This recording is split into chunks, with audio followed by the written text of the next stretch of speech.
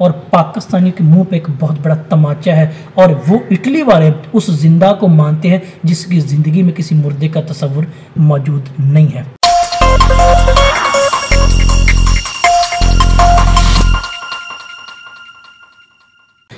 जी मौजूद तलबा तालिबात नाज़रीन सामाईन, उम्मीद करता हूँ आप खैरियत से होंगे। हमारा आज का मौजू इंटरमीडिएट पार्ट 1 के जो नया सिलेबस उसमें मौजूद एक सबक इशफाक अहमद का लिखा हुआ एक उस्ताद अदालत के कटहरे में। आज इसका हम तनकीदी जायजा देखेंगे कि मुसन्निफ की कलम हमें कौन से नकात को समझाने की कोशिश करती है और मुसन्निफ ने कौन सी ऐसी बुनियादी खासियत इस तहरीर में बयान करने की कोशिश की है। पिछले लेक्चर में हमने इसका बुनियादी जो खुलासा उसके बारे में बात की थी, तो आज हमारा मौजू इसके हवाले से तनकीदी नुक्ता नज़र के एतबार से है। इशफाक अहमद बतौर मौलम, नकात, कलम निगार और सफ़रनामा की हैसियत से उर्दू अदब में अपना मुकाम मर्तबा रखते हैं। पहली बात यह, बतौर प्रोफेसर इनका अंदाज़े बयां आज हमें एक मुनफरद और अहम के तौर पर मिलता है, जो इज़्ज़त, एहतराम, कामयाबी और तालीम के साथ उनकी तरबियत का होना वो खुद मुंह बोलता सबूत नजर आता है।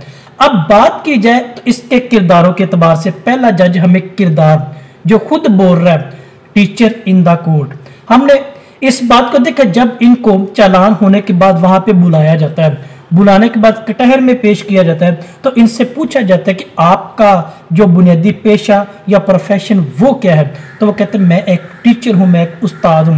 तो जज का फौरन जो रिप्लाई आता है टीचर इन द कोर्ट। यहाँ पे जो जज का किरदार है वो हमें समझने की जरूरत है। जज एक तालीमी याफ्ता होने की खासियत, डिग्री के साथ साथ अखलाकियात का नुक्ता नजर हमें मिलता है, बाअदब बानसीब होने का वो बुनियादी और अमली तौर पर हमें सबूत फराहम करता है। और जज जहाँ बैठा वो अदालत है। अदालत का काम क्या है? इंसाफ है, कानून की बालादस्ती है। तो हमें इन दोनों अंदाज में देखें तो वहां के पढ़े लिखे होने की खासियत मिलती है। दूसरा, उस जज का जो उस्तादों ने बाअदब बानसीब और कानून की बालादस्ती बयान की है।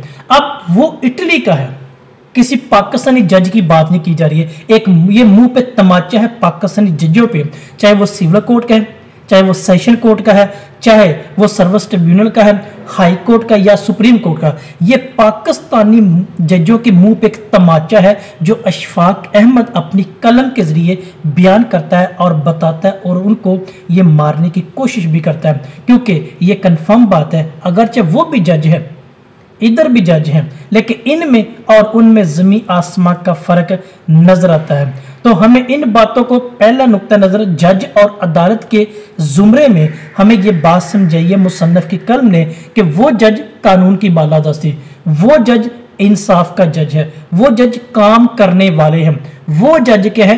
बाअखलाक हैं, उनको तालीम के साथ तरबियत दी गई है, अखलाकियात सिखाई गई है, बाअदब बानसीब बनाया गया है। तो लिहाजा ये चीज़ साबित होती है कि उन्होंने पाकिस्तानी मुआशरे और इटली के मुआशरे यानी उनके मुआशरे में पढ़े लिखे होने का फ़र्क हमें बता दिया। क्योंकि मैं ये मानता हूँ, मेरा ये कहना है कि जाहिल को एक जिम्मे है और पाकिस्तानी जजों को 2 जिम्मे लगे हैं।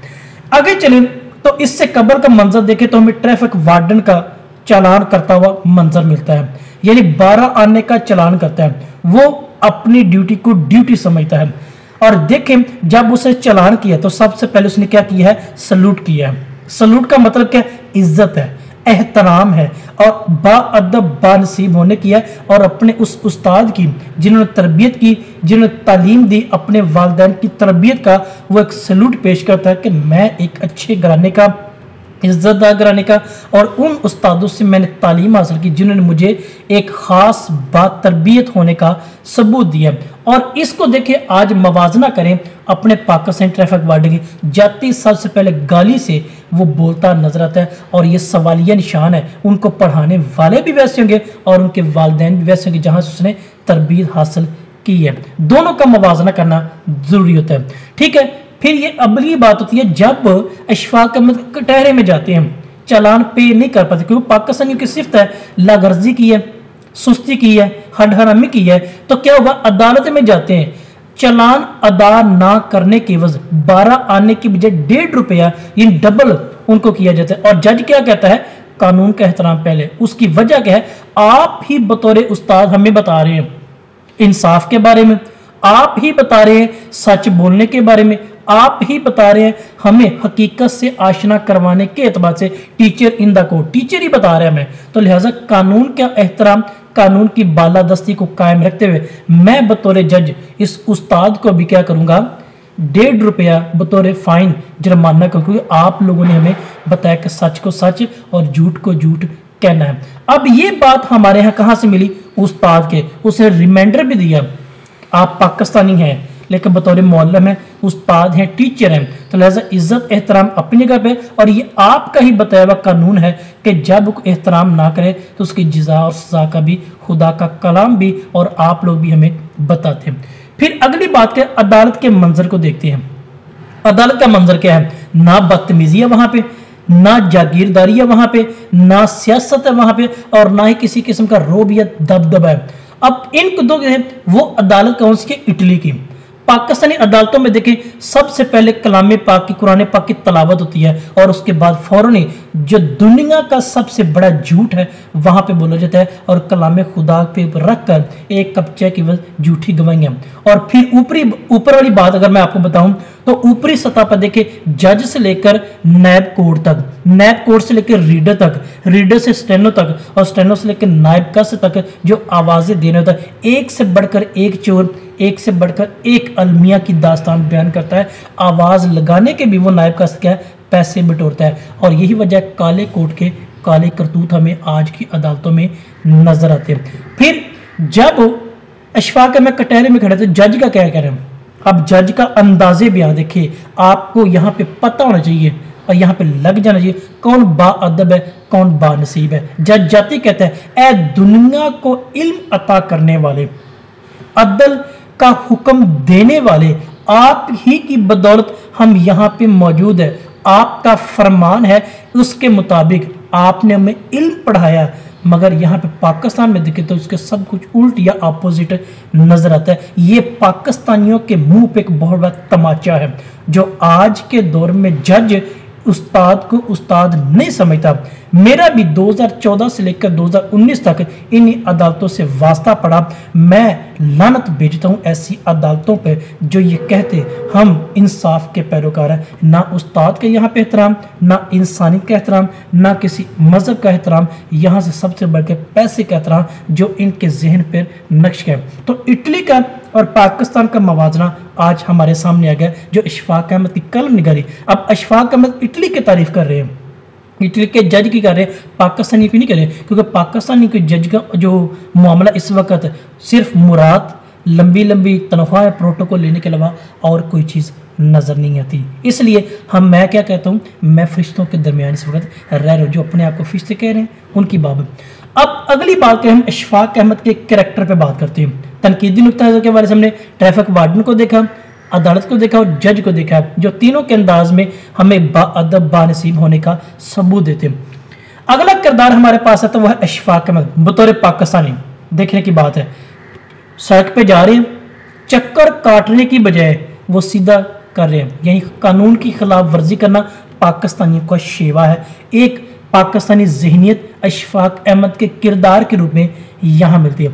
दूसरा, बहाना लगाना, ज़बान नहीं आती। जब ट्रैफिक वार्डन ने पूछा तो कहते मुझे ज़बान नहीं आती, जब अदालत में जाते हैं कहते मुझे ज़बान नहीं। ये बहाने बनाना, दोनों अंदाज में हमें अशफाक अहमद का किरदार हर पाकिस्तानी की उन जहनीत को अया करता है जो बहाने बनाने में, झूठ बोलने पे ये अया होती है। सादा सी लफ्ज़ों की बात है, स्कूल की बात की जाए, ज़िंदगी में दादी या नानी एक दफ़ा मरती है और स्टूडेंट साल में 10 दफ़ा मार देते हैं। झूठ पे झूठ बोलने का अंदाज मिलता है। फिर घर आकर बताता है जिनके घर में वो रह रहे हैं, यानी वो कहते हैं हमारे घर में एक मुजरम रहता है जिसने बहुत बड़ा जुर्म किया है। अब पाकिस्तानियों की जहनीत और इटली के रहने वाले की जहनीत हमारे दोनों के दरमियान ये वाज़िह हो गया है, यानी हमारे घर में एक जुर्मदार रह रहा है, जिसने जुर्म किया है वो मुजरम है। मुलजम और मुजरम में भी ये आसमान का फ़र्क है।